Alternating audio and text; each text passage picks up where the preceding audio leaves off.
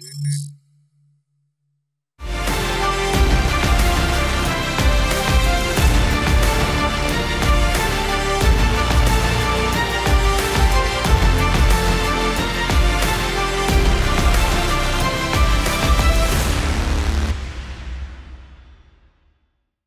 merci de nous accorder un petit peu de temps, juste après un entraînement. On va commencer avec l'actu la plus chaude, c'est ton titre de MVP du mois de mars. Qu'est-ce que ça te fait d'être MVP du mois de mars avec des stats où on voit que tu es très en forme?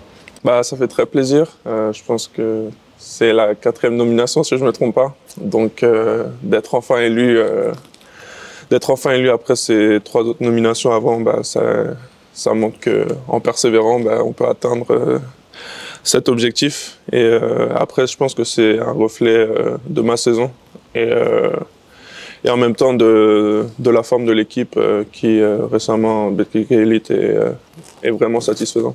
Justement, un titre de MVP du mois, est-ce qu'en tête, tu as le titre de MVP de saison? C'est que tu es en concurrence directe direct avec TJ Short. Est-ce que c'est un truc que tu as en tête? Non, pas forcément, parce que je pense que depuis le début de la saison, à aucun moment j'ai eu ces objectifs personnels. Je pense qu'à chaque fois, j'ai pensé à prendre chaque match par chaque match et me concentrer sur ce que je pouvais apporter. Et je pense qu'en ayant cette démarche, ça m'a permis d'avoir ces performances qui ensuite se sont révélées au niveau de, comme tu dis, d'être MVP du mois. Et du coup, je pense que c'est quelque chose que je continue à avoir et à aborder de la même manière. Et si ça arrive, ça arrive et je serai le plus content. Mais je pense que le plus important, c'est vraiment ce que je peux apporter chaque match. Et surtout maintenant, quand l'Euroleague sera fini et qu'on va enchaîner les matchs et les playoffs cette saison. Ça fait un gros 3/4 de saison maintenant que tu es revenu en France. Est-ce que la saison que tu vis, elle est à la hauteur de tes attentes quand tu as fait le choix de revenir? Je pense que c'est sûr que quand je suis revenu en France, en Europe, j'avais vraiment un objectif de dominer. Je pense que j'avais d'une manière vraiment hâte de montrer ce que je pouvais montrer, ce que j'avais pas pu montrer quand j'étais aux États-Unis. Et du coup, de cette manière, oui, mais après, je pense qu'en même temps aussi, je me suis surpris dans le sens où j'ai vraiment réussi à être constant sur ces 3/4 de saison. Sur les 2 championnats aussi, l'Euroleague et la Betclic, et c'est vraiment très satisfaisant. Tu peux m'expliquer un petit peu le process qui a été de dire ok, je rentre et je rentre pas en Europe, je rentre à Lasvel. À un moment donné, à quel moment c'est un déclic? Tu sais que nous journalistes, c'est des questions qu'on avait de se dire peut-être qu'il devrait rentrer il y a déjà 1 an ou 2. À quel moment toi tu t'es dit bon là c'est bon, je rentre, j'ai besoin de jouer? Je pense que sur l'année, tout au long de l'année, vu comment elle s'est déroulée, où déjà j'arrive en pré-saison et je me blesse, je me fais une entorse à l'épaule. J'arrive, je crois que je fais 15 matchs, au bout de 15 matchs je suis coupé et je joue les 10 premiers, mais après je suis mis sur le côté où je joue plus. Après j'enchaîne à Phoenix et Phoenix je joue pas non plus et je suis même pas en tenue de match, je suis en civil. Là, je commence à me dire, est-ce que c'est vraiment la manière dont tu vois continuer à jouer au basket de cette manière? Et plus ça avançait, plus pour moi c'était clair que d'une manière j'aime trop le basket pour m'en passer et ne pas le disputer. Et même après, du coup, à la fin de saison, quand j'ai terminé en G-League et que après avoir fait quelques workouts par-ci par-là, il n'y a pas eu vraiment de choses qui soient dégagées. Ça a été vraiment clair pour moi que du coup c'était soit je faisais encore une année de G-League ou soit je retournais en Europe et jouais avec tout ce que l'Europe a que la G-League n'a pas par exemple. Et pour moi c'était plus évident de faire ça. Et à propos de Lasvel, tu as eu d'autres propositions, tu as eu d'autres options que retourner à Lasvel ou toi c'était je retourne dans mon club formateur? Non, je pense qu'au départ j'étais vraiment ouvert à toute proposition en Europe. Mais rapidement, Lasvel, c'est devenu l'option qui paraissait être la meilleure pour moi, entre guillemets, où j'avais une opportunité d'avoir la balle dans mes mains et l'opportunité de prouver ce que je voulais prouver, tout en étant dans un club qui est en Euroleague et qui qui a de grandes ambitions aussi en championnat. Justement, tu parles de l'ambition en championnat. Vous êtes sur 5 victoires d'affilée en championnat. Vous faites une bonne saison d'Euroleague. J'ai l'impression que depuis la Leaders Cup, vous avez un petit peu passé un cap mental, notamment face à Monaco en allant gagner là-bas. Aujourd'hui, l'Asvel, c'est jouer le titre? Bah oui, bien sûr. Je pense qu'on n'a pas à se cacher de ça. Je pense qu'on a une équipe avec la bonne mentalité et tout le monde... et le fait que tout le monde soit aussi frais pour aborder les playoffs. Et je pense qu'on peut vraiment faire de choses spéciales. Je pense qu'on a pu le montrer tout au long de la saison. On a eu des hauts, des bas. Mais comme tu as dit, la victoire à Monaco, et après l'enchaînement aussi avec l'Euroleague, où on enchaîne, on gagne la double week et après on regagne le week-end d'après. Je pense que ça montre qu'on peut être vraiment très compétitif. Et c'est juste à nous d'aller faire les efforts nécessaires pour se mettre dans cet état d'esprit et ensuite d'aller faire le nécessaire pour être compétitif et step up au moment où les playoffs arrivent. Derrière la bonne saison d'un jeune joueur en plus, il y a toujours un coach qui se cache. Parle-moi un peu de ta relation avec Pierrick Poupé, qui lui aussi est un jeune coach, mais votre manière de travailler, elle semble fluide. Pierrick, déjà, pour donner un peu de contexte, quand j'étais à Rouen, il était à Rouen aussi.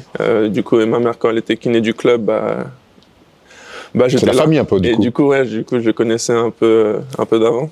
Mais dès le premier appel que j'ai eu avec Pierrick, il a été vraiment clair. Il m'a dit comment ça allait se dérouler, ce qu'il voyait pour moi. Et c'est quelque chose que j'ai accroché. Et je pense que avec le rôle qu'il m'a donné tout au long de la saison, je pense que c'était vraiment très important pour moi aussi de créer ce lien pour aussi lui montrer que le choix qu'il fait, il a raison de le faire et de me faire confiance. Et du coup, à partir de ce moment-là, ça a été vraiment constructif. Bien sûr, quand je suis arrivé, il y avait plein de choses à régler, juste le fait de passer du jeu américain au jeu européen.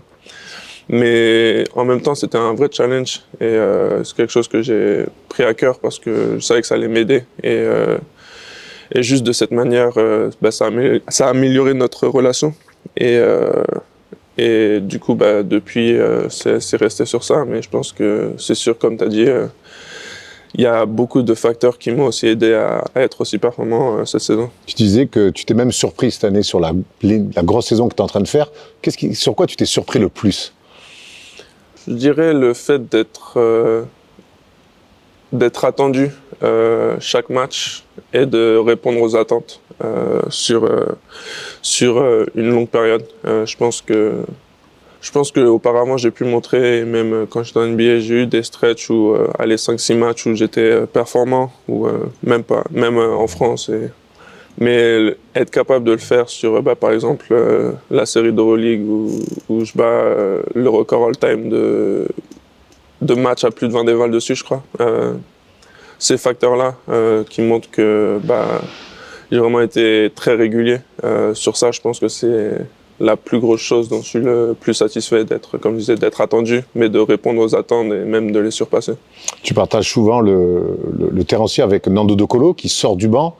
Pour le coup, là aussi, on parlait de Pierrick Poupé tout à l'heure qui t'amène. Qu'est-ce qui t'amène Nando avec toute son expérience ?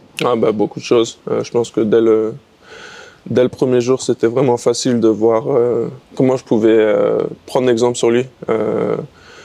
Juste par exemple avec la manière dont il se prépare, la manière dont il s'entraîne aussi, les choses qu'il travaille à côté. Et après, bien sûr, sur le terrain, la science et la lecture du jeu, ce qui rend vraiment les choses faciles de jouer avec lui. Et juste d'une manière générale, sur le terrain, en dehors, c'était vraiment très facile de prendre exemple et de s'inspirer de lui.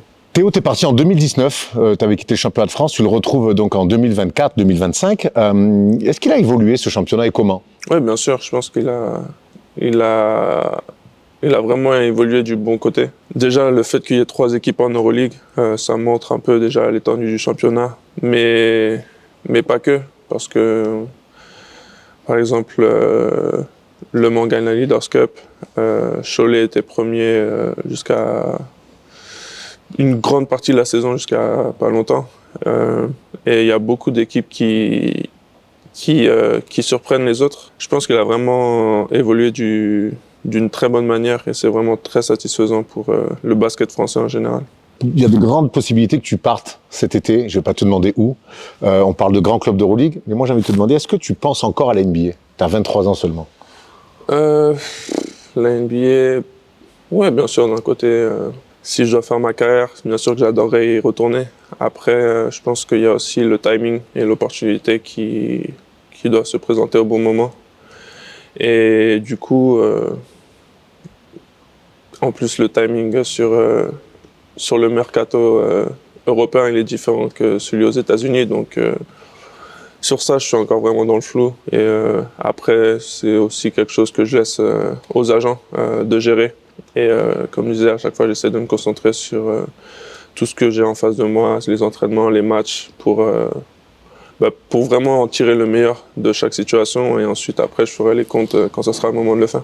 Tu ne penses pas encore la saison prochaine, j'imagine que tu vas me dire ça, mais on parle beaucoup du Real Madrid, c'est ce genre de club qui fait rêver un petit peu? Oui, bien sûr. Je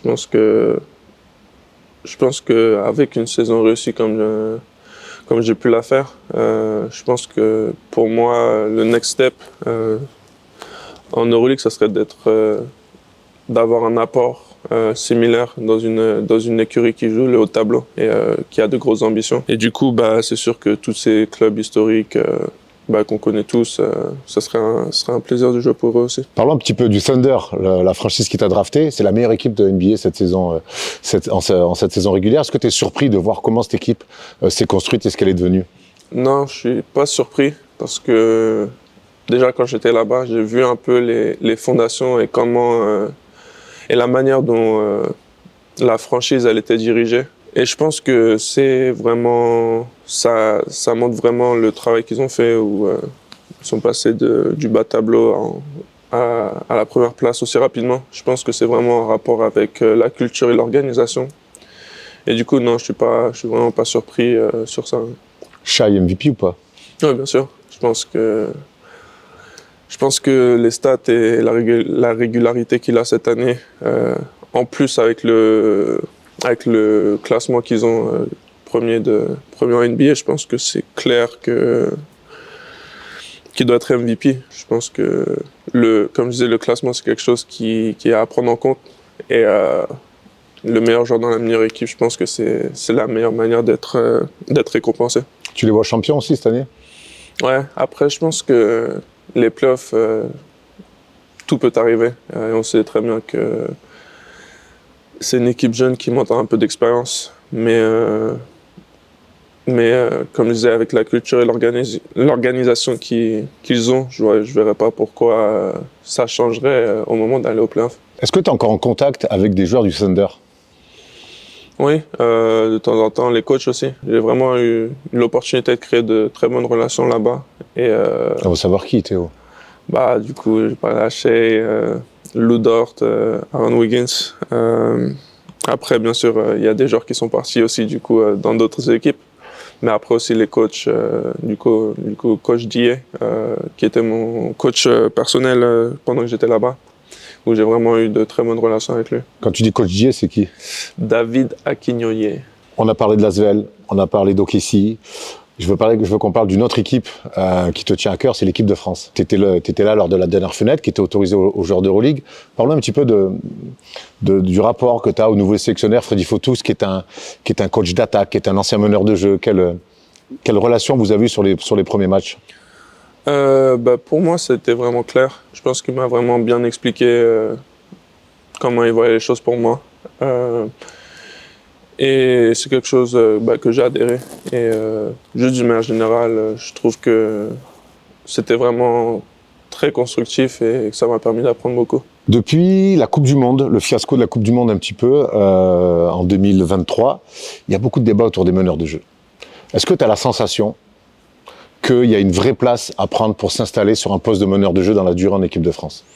Oui, bien sûr. Je pense que comme tu as dit, c'était un point qui a souvent été évoqué. Et du coup, c'est sûr qu'à chaque fois, c'est un challenge qui est à saisir. Et si j'ai cette opportunité, bien sûr que je vais la saisir à 100%. Quand tu vas en équipe de France, là, lors du dernier rassemblement, tu te dis, bon, ok, faut que j'assure sur ce poste-là parce que toutes les cartes sont redistribuées, il y a du monde, il y a de la concurrence. mais on a l'impression que pour l'instant, c'est toi qui tiens un peu la corde. Tu te le dis, ça? Non, pas vraiment. Je pense que je suis vraiment venu dans l'état d'esprit de tout faire pour se qualifier et repartir avec les 2 victoires. Et je pense que c'est en faisant ça qu'ensuite je vais pouvoir montrer que je suis indispensable. Donc c'est vraiment avec cette mentalité d'assurer cette qualification que je suis venu pour cette fenêtre. Tu avais eu des débuts avec l'équipe de France assez jeune. On t'avait vu dans des matchs en Bosnie notamment. Tu avais fait l'Euro 2022, ça s'est pas très bien passé. Est-ce que tu es très jeune encore, mais est-ce que tu as envie de montrer autre chose en équipe de France? Est-ce que tu as un petit goût de revanche plutôt? Revanche, pas forcément. Parce que je pense que durant ces campagnes, j'ai vraiment appris beaucoup. Du coup, je dirais plus de confirmation, où avec ce qui s'est passé, et le vécu et l'expérience que j'ai eue, de montrer un autre visage et de montrer vraiment ce que je peux apporter, c'est quelque chose que j'ai en tête. Il y a l'Euro cet été. Moi, j'ai l'impression qu'on peut gagner déjà. Est-ce que toi, tu penses aussi que cet été, la France sera parmi les favoris, avec un statut en plus de vice-champion olympique? Oui, bien sûr. De toute façon, comme tu as dit, un statut de vice-champion olympique, ça montre déjà beaucoup l'étendue et le travail qui a été fait avant. Et bien sûr, je pense que chaque fois qu'il y a une compétition, la France, avec le talent qu'elle a, elle a toujours une opportunité de gagner. Et du coup, il n'y a plus qu'à faire et tout mettre en œuvre pour se mettre nos chances de ce côté. C'était dur cet été de regarder les jeux de chez toi? Ouais, c'est sûr. D'un côté, c'était dur, mais d'un autre côté, ça m'a aussi confirmé que j'avais rien à envier à personne aussi. Je pense que la présélection et tout ce process avant que les JO débutent, les entraînements, la manière dont ils se sont déroulés pour moi et comment j'ai vu les choses, je pense que j'avais ma place. Et bien sûr, au final, c'est pas moi qui fais les décisions et le coach, et je respecte ses décisions, bien sûr. Mais ça m'a donné énormément de confiance pour me dire que j'avais rien à envier à personne et que j'avais ma place. Et c'est la manière dont je le vois. Mais du coup, ouais, d'un autre côté, je me suis dit que c'est quelque chose que dans le futur, je vais pouvoir disputer si je continue, bien sûr, à mettre toutes les chances de mon côté. Et les 2028 alors? Ouais, c'est du coup, ouais. Bon, on va s'arrêter là-dessus, du coup. On se dit, on va se croiser avant, certainement, mais j'imagine que pour toi, LA 2028, c'est un des objectifs les plus lointains que tu peux avoir. Ouais, après, ouais, comme je disais, en général, je suis pas quelqu'un qui se projette sur de si longues distances, mais oui, bien sûr, c'est à chaque fois, c'est un objectif de disputer les Jeux. Merci Théo, c'était cool de t'avoir. Bonne fin de saison. Merci.